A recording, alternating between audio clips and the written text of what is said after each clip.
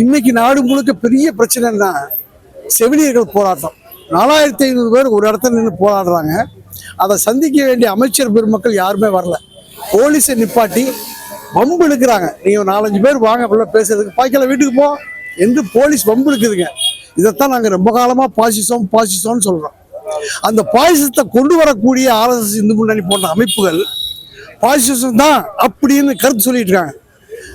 அர்ஜுன் சம்பத் மலைக்கு மேலே போனார் இல்லைங்க, எதிர்த்தாப்புல இருக்கிற அந்த மசூதிகளை பார்த்துட்டு இதெல்லாம் செத்தவெல்லாம் கொண்டாந்து போச்சிருக்கான்னு பேசுகிறாங்க, வம்புழுக்கிறாங்க. அந்த சமாதிகள் எல்லாம் அவர்களுடைய முன்னோர்கள், அவர்கள் இறைவனோடு பேசுவார்கள், இவர்களிடம் கோரிக்கை வைத்தால் என்னுடைய கோரிக்கை இறைவனிடம் பேசுவார்கள் என்று அந்த புனித சமாதிகளை இந்த ஆள் கொச்சப்படுத்தி பேசலாம். இப்போ இதுவே வம்புழுக்கிறது தான். ஒன்னாச்சுங்களா, இங்கே இந்த சாகா நடத்துகிறாங்க இல்லையா, அது சாகா இல்லைங்க, பல பேர் சாகா நடத்துகிறாங்க. அதுக்கு பேர் சாகான வச்சிருக்காங்க. இப்போ இது வரைக்கும் மசூதி இடிச்சுட்டு ஆயிரக்கணக்கான பேர் செத்து போயிட்டாங்களா? கடைசிக்கு ராமர் கோயில் கட்டிட்டாங்களா? இங்கே மசூதி, இங்கே திருப்பரங்குன்றத்து மேலே இருக்கிற அந்த தர்காவை இடிப்பான்னு பல தடவை வெளிப்படையாக பேசிட்டாங்க. அந்த கோஷ்டியில் ஒரு ஆள் தான் அர்ஜுன் சம்பத். அவன் கீழே நின்றுட்டு, ஆமா முஸ்லீம்களை சந்தன கூட்டம் நடத்துகிறாங்க, அவங்க கோயிலுக்கு போகிறாங்க, அந்த வழியை நாங்கள் எங்கள் காசி விஸ்வநாதர் கோயிலுக்கு போகக்கூடாதா? ரொம்ப நியாயமாக பேசுகிற மாதிரி பேசுகிறாங்க. இந்த அயோக்கியத்தனம் பண்ணுற கூட்டத்தை அப்படி இருந்து போலீஸ் விட்டாங்க. சரி, இவன் கேட்குற கேள்வி சரிதான் இருக்க, போங்கடா அப்படின்னு விட்டா, அங்கே போய் மசூதிக்கு முன்னால் நின்றுட்டு இந்த மாதிரி செத்த படத்தை கொண்டாந்து போச்சுருக்கான மசூதியை காமிச்சு பேசுகிறாங்க. ஒரு மக்கள் அந்த இறந்த சமாதியை கடவுளாக பார்க்கிறார்கள், அதாவது கடவுளுடைய வழிகாட்டலாக பார்க்கிறார்கள். இவன் போயிட்டு அதை அசிங்கப்படுத்துறான். உங்க சாமியை யாராரு அசிங்கப்படுத்துற நீ விட்டுருவியா? உங்க கடவுள் கொள்கையை எதிர்த்து பேசுற நீ விட்டுருவியா? அப்போ அதுக்கு எப்படி உனக்கு உணர்ச்சி பொங்குதோ, அப்படி முஸ்லீம் மக்களுக்கும் தங்களுடைய கடவுள் வழிபாட்டு உரிமையை, தங்களுடைய கடவுள் நிறுவனங்களை யாராவது தப்பா பேசினா வருமா இல்லையா? ஏன் அவங்க அமைதி காக்குறாங்கன்னா, இதை எதிர்பார்க்குறான் யாரு? இந்து முன்னணி போன்ற ஜாதி வெறி கும்பல் அல்லது மதவெறி கும்பல் இது எதிர்பார்க்குறான். முஸ்லீம் மக்கள் அப்படி பொங்கி வந்துருவானா?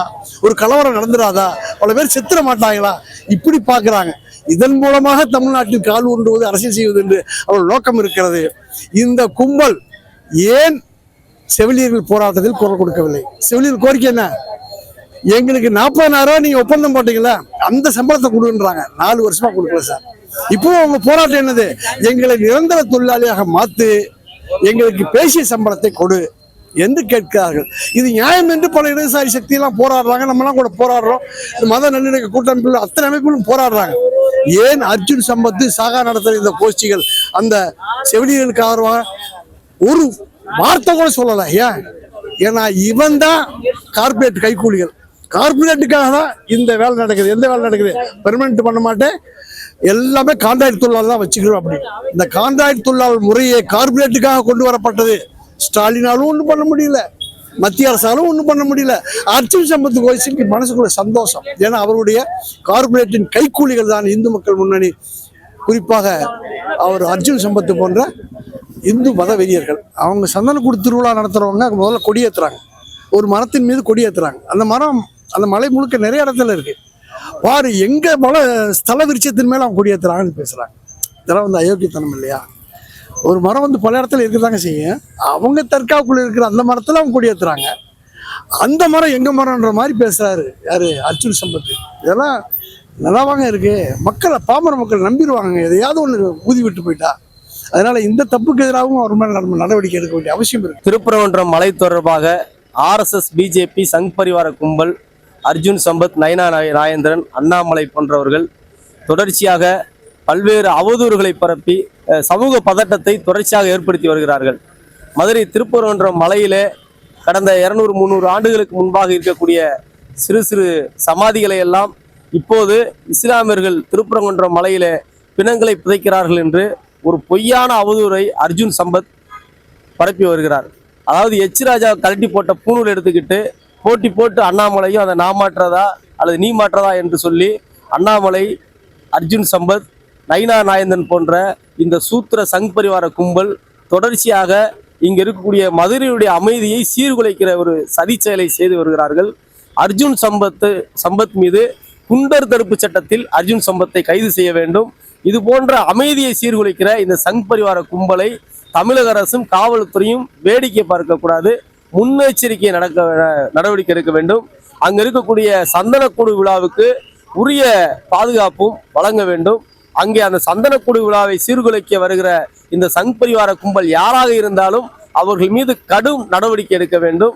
அதே வேளையிலே மதுரையிலே இங்க இருக்கக்கூடிய நல்லமணி ஆசிரியர் பயிற்சி வகுப்பு அந்த பள்ளியிலே, திருப்பாளையம் இருக்கக்கூடிய அந்த பள்ளியிலே சாகா என்கிற பெயரிலே RSS ஒரு பயிற்சி வகுப்பு நடத்துறாங்க, ஆயுத பயிற்சி வகுப்பு நடத்துறாங்க, துப்பாக்கி பயிற்சி வகுப்பு நடத்துறாங்க. நான் இந்த தமிழக அரசுக்கும் காவல்துறைக்கும் ஒரு கேள்வி, இதே போன்று தமிழ் புலிகள் ஆயுத பயிற்சி எடுத்தா காவல்துறை வேடிக்கை பார்க்குமா, அல்லது விடுதலை சிறுத்தைகள் ஆயுத பயிற்சி எடுத்தா தந்தை பெரியார் திராவிடர் கழகம், பெரியாரிய இயக்கங்கள் எல்லாம் ஆயுத பயிற்சி துப்பாக்கி பயிற்சி எடுத்தா காவல்துறை வேடிக்கை பார்த்துக்கிட்டு கை கட்டிட்டு தான் இருக்குமா? இதுதான் எங்களுடைய கேள்வி. எனவே உடனடியாக அரசு நிதியிலே உதவி பெறுகிற அந்த ஆசிரியர் பயிற்சி வகுப்பு பள்ளியை தடை செய்ய வேண்டும்.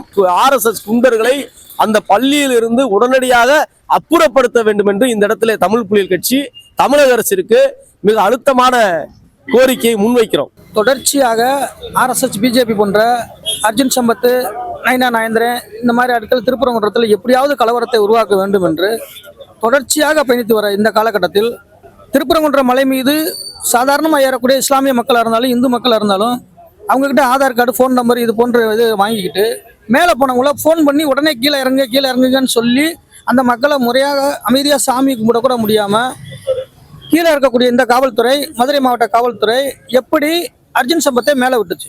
அது நெல்லித்தோப்பு வரைக்கும் போய் இங்கே புதுசாக பிணங்களை புதைப்பட்டு, அந்த பிணங்கள்ங்கிற வார்த்தை மிக கொடுமையான வார்த்தை. அந்த வார்த்தையை பயன்படுத்தி பேசக்கூடிய அர்ஜுன் சம்பத்தை இதுவரை கைது செய்யவில்லை என்பதற்காகவே மத நல்லிணக்க மக்கள் கூட்டமைப்பு சார்பாக நாங்கள் புகார் அளிச்சிருக்கோம். இன்னொரு விஷயம் பார்த்தீங்கன்னா, உமச்சிக்குளம் ஒரு சாதி சார்ந்த, ஒரு சமூகம் சார்ந்த, ஒரு அரசியல் உதவி பெற்று நடக்கக்கூடிய ஒரு பள்ளியில் RSS ஆயுத பயிற்சி கொடுக்குறது அப்படின்னா இது எப்படி பார்க்கறது? இந்த மக்களுக்கு இன்னைக்கு எது தேவை? ஒரு பிஞ்சு மனசுல நஞ்சை வதைக்கிறத போல RSS உடைய ஆயுத பயிற்சி கொடுக்குது. அதை வன்மையாக நாங்கள் கண்டிக்கிறோம்.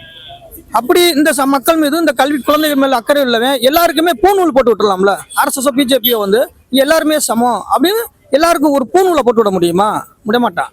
ஏன்னா அங்கே ஏற்றத்தாழ்வு இருக்கும். இந்த குழந்தைகள்லாம் இன்னா சாதி இன்னா சமூகம்ன்ற அடையாளப்படுத்துறதுக்கான இருக்கும். ஆனால் அங்கே ஆயுத பயிற்சி தருவது என்பது மதுரை மக்கள் மத்தியில் மிகப்பெரிய ஒரு அச்சத்தை ஏற்படுத்தியிருக்கு. அர்ஜுன் சம்பத் மலையில் ஏறி பிணங்களை பதைக்கிறான்னு சொல்வதும், இங்கே மதுரையில் சாகா பயிற்சி எடுப்பதும், அவங்க மதுரையை மையமாக வைத்து ஒரு இந்து முஸ்லீம் கலவரத்தை ஏற்படுத்தி வருகின்ற எலெக்ஷனில் அவங்களால அரசியல் லாபம் அடைவதற்கு துடிக்கிறாங்க பாரதிய ஜனதா RSS. அதுக்கு தமிழக அரசு மெத்தனமாக அவங்கள கையாளுவது. அதனால் அது தமிழக அரசு இது வேணுமென்றே அவங்கள அனுமதிக்குதா இல்லை அவங்கள கட்டுப்படுத்தாமல் இருக்கிறதுக்கு மக்கள் மத்தியில் ஒரு சந்தேகம் வருது. அதனால் மதுரையை தமிழக அரசு மிக கண்காணிப்போட இந்த RSS பிஜேபி மதக்கலவரத்தை எடுத்து தூண்டுவதற்கு, தீப்பெட்டி ஆளுமாக பொருத்துவதற்கு எப்பொழுதுமே ரெடியாக இருக்கிறார்கள்.